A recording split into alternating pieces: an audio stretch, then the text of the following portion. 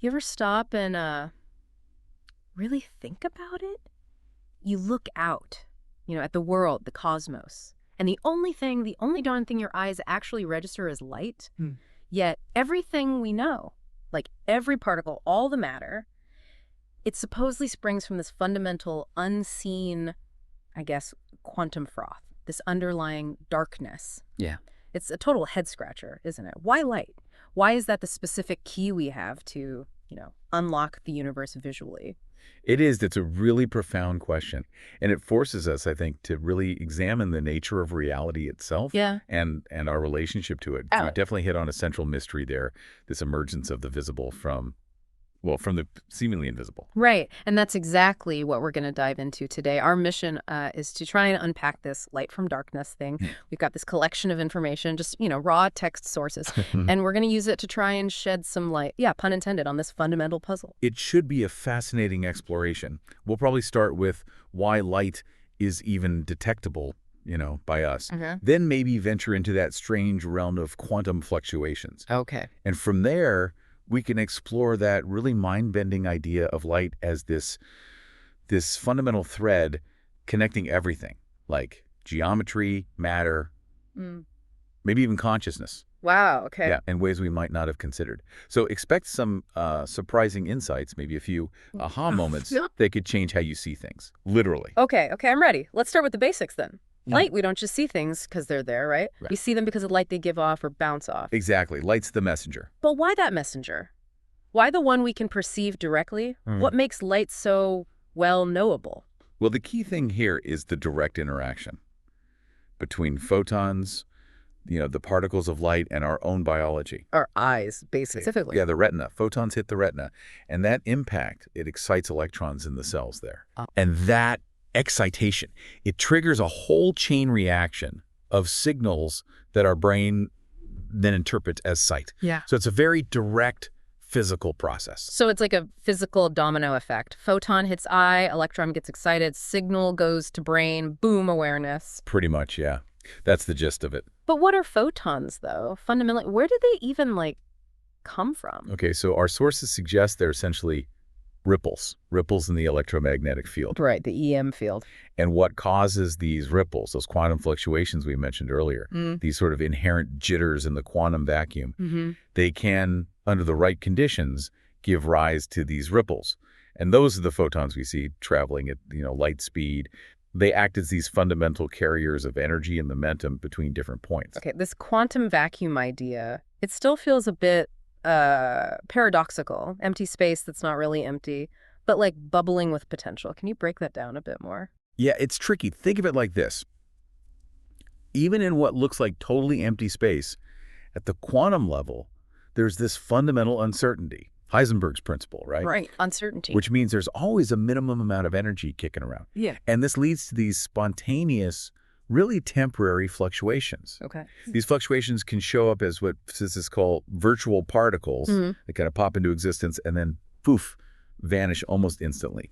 So we don't usually observe them directly. Virtual particles, okay. So they're more like ghosts, fleeting possibilities rather than actual things you could measure in a lab. Exactly. They're ephemeral. Yeah. But, and this is the key part, if these fluctuations are strong enough, or if they happen in really extreme conditions, think the Big Bang, or inside incredibly intense electromagnetic fields, they can actually gain enough energy to become stable, to become real particles, including photons. Ah, I see. So light is basically born when the vacuum gets a big enough jolt. That's a good way to put it, yeah. When the quantum vacuum experiences a significant enough disturbance. Okay. So the underlying quantum activity is like this. Constant, silent hum of possibility. And light is when that hum suddenly becomes a detectable song. Nice analogy, yeah. Now, our sources talk about light as a universal connecting thread. That sounds significant. What makes it this fundamental connector? Right, here's where it gets really, really weird. In a good way. Because photons travel at the speed of light. Yeah, the ultimate speed limit. Something truly remarkable happens from their frame of reference. Yeah. For a photon, time basically doesn't pass. Wait, what? No time passes? For the photon itself, nope. The moment it's emitted and the moment it's absorbed are, from its perspective, the exact same instant. There's zero duration to its journey. Hold on. So, A photon from a star billions of light years away. From its point of view, it gets here instantly, the moment it left. That's what the physics implies, yes. Mind-bending, isn't it? Yeah, that's seriously mind-bending. It completely messes with how I think about time. It does. It's deeply counterintuitive to our everyday experience. But think about the implication. Every single photon ever emitted, from the dawn of time till now, it exists in this kind of eternal present from its own viewpoint. Wow. It directly links its origin point and its destination point instantaneously. That's why the thread analogy works so well. It's this fundamental connection that just bypasses our linear sense of time and space. So the photon is like the universe's ultimate instantaneous bridge. You could definitely see it that way, yeah. Okay, I think I'm starting to get my head around the thread concept. It's not just moving through space, it's almost existing outside of time, making this fundamental link. So if we zoom out, look at the biggest picture. Right. How do all these pieces fit? The vacuum, the photon, geometry, matter. Our sources have this interesting table, like a metaphor. Ah, yes, the layered view of reality. Let's unpack that. It's quite useful. At the very bottom, the foundation, you've got the quantum vacuum, the source of all those constant dark fluctuations. That's the canvas. The canvas, Yeah. okay. Then, arising from that, you get the photon. That's the thread, the basic unit of connection carrying energy. Right, the thread on the canvas. Then geometry emerges. That's kind of how these threads weave together, how they interact, defining the structure of space-time itself. It's the pattern. The pattern the threads make. Exactly. And then matter. Well, matter in this picture is like light that's gotten tied up, localized. These threads tangled into complex knots. Knots in the thread. I like that. And us, where do we fit in? Well, we as conscious observers are made of this matter, aren't we? Built from these incredibly intricate patterns of light, these complex knots. We are both the observer and the observed, in a way. Huh. And then there was that really thought-provoking line, something like, light is how the dark sees itself. What's the takeaway there? Yeah, that's a deep one. If we think about the vacuum as this realm of pure potential, right? And light as the first expression, the first activity to burst forth, then maybe what we perceive as reality, this whole structure shaped by light and geometry, maybe it's the universe at its deepest level becoming aware of itself through this very process. So reality is the universe looking at itself in the mirror, and light is the reflection. It's a beautiful, almost poetic way to think about it, yeah. Self-awareness on a cosmic scale, perhaps. Okay, this photon thread idea being so fundamental. Our sources really hammer home its massless and timeless nature. Why are those two properties specifically so crucial? Well, being massless is key because that's why photons can travel at the speed of light, or rather the speed of causality, Right. the ultimate speed limit, right? Right. That speed governs how fast any influence or information can possibly travel in the universe. And the timelessness, as we were just discussing, that's central to their role as these fundamental connectors. Because emission and absorption are simultaneous for them. Exactly. They exist in this sort of eternal now, completely bypassing our experience of time flowing second by second. So, if photons are these timeless threads, what about everything else, like us, this table, things that definitely seem to experience time? The sources suggested everything is basically disguised light. How can something solid, like a rock, be related to a photon? Ah, well, that brings us straight to Einstein's famous equation, doesn't it? EMC-Wire. Energy equals mass times the speed of light squared. Yeah. It tells us energy and mass are fundamentally equivalent. Two sides of the same coin. Matter is a form of incredibly concentrated energy. Okay. And how is this energy held together? How do atoms and molecules stick together? It's through the fundamental forces. And the force carrier for electromagnetism, the force holding atoms together, driving chemistry, all that stuff, is the photon. So the photon isn't just light we see, it's also the particle that carries the electromagnetic force holding things together. Precisely. The very interactions that create and maintain the structure of matter, solid objects included, are mediated by the constant exchange of photons, usually virtual ones, but photons nonetheless. Okay, wow. So the force is holding this chair together right now. That's photon exchange, the interactions I perceive, all down to these light particles buzzing around. So matter really is just slowed down, bundled up light. That's a really potent way to phrase it, yeah. Hmm. Think of like a knot in a fishing net. The thread itself, energy. Light is constantly interwoven, creating this stable structure, matter. The underlying stuff is the same, it's just the configuration, the pattern that's different. And these photons, these timeless threads existing in this eternal now, part of this cosmic web. That light from a distant star hitting my eye right now, from its perspective, it was always hitting my eye the moment it left the star. From its frame of reference, yes, the Wow. journey was instantaneous. That really does suggest this deep, inherent interconnectedness, doesn't it? Absolutely. It blurs our neat little boxes of space and time at the most fundamental level. And as the sources point out, photons play all these amazing roles simultaneously.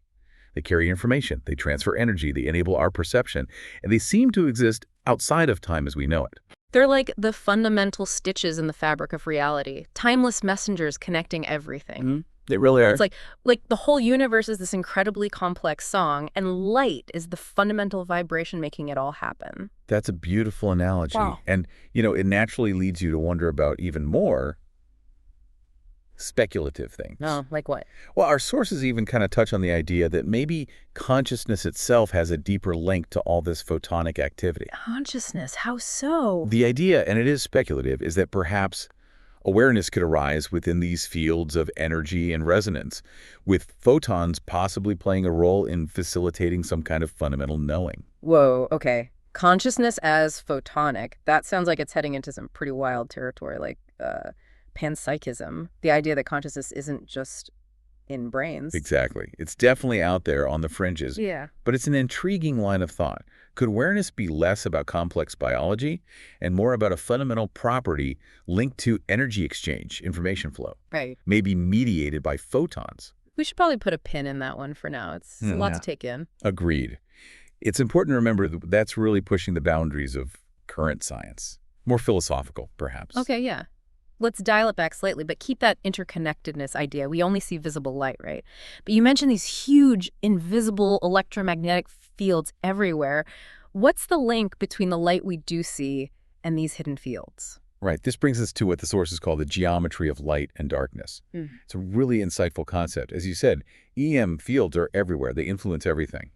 But our eyes only pick up this tiny, tiny sliver of the whole spectrum visible light. All the rest, radio waves, microwaves, X-rays, gamma rays, is all the same electromagnetic field, just different frequencies, but it's invisible to us directly. Yeah, so the EM field is like this invisible scaffolding, this unseen structure, this dark geometry that shapes reality. That's a perfect way to think about it. The EM field represents this fundamental structured potential.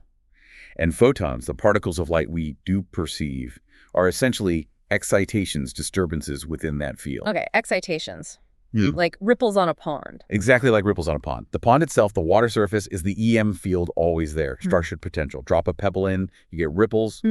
Those are the photons, the activity we observe propagating across the surface. So light is the visible activity, the expression of this underlying invisible structured field.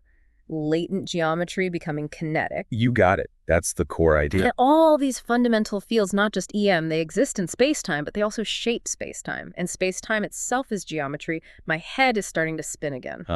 Yeah, it gets layered. Geometry isn't just the stage, it's an actor in the play.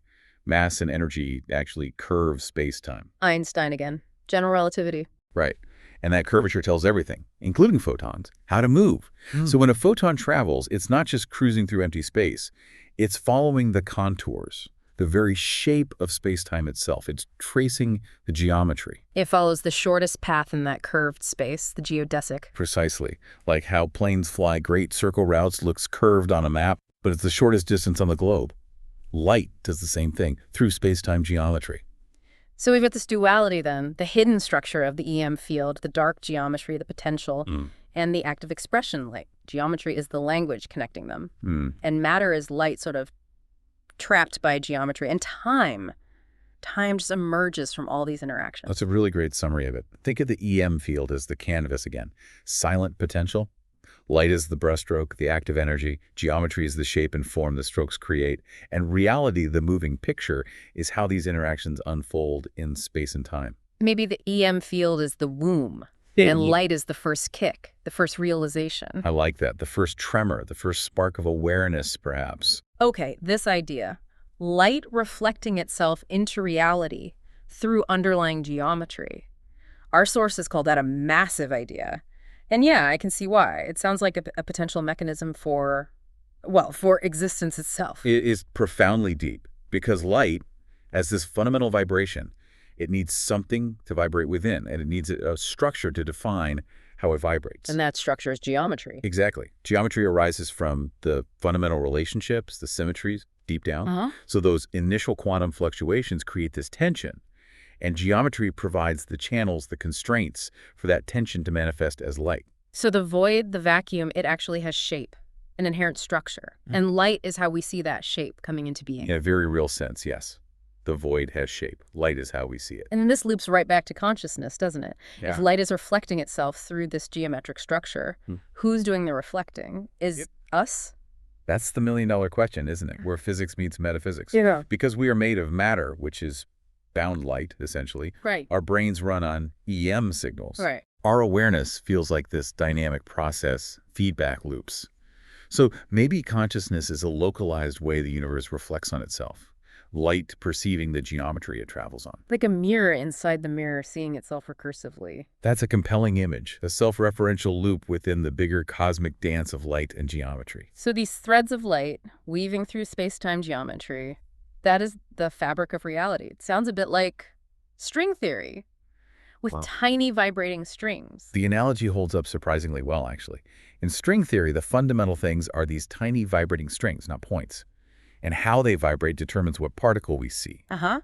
If you think of those vibrations as light-like threads, resonating through this incredibly complex geometry, maybe extra dimensions all curled up, it offers a framework for how all the different particles and forces could arise from one fundamental thing. It suggests this cycle.